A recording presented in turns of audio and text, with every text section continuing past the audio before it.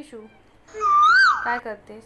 काय नाही, मी पिझ्झा बनवलाय. कसा आहे? छान आहे. थँक्यू. एक जोक सांग ना.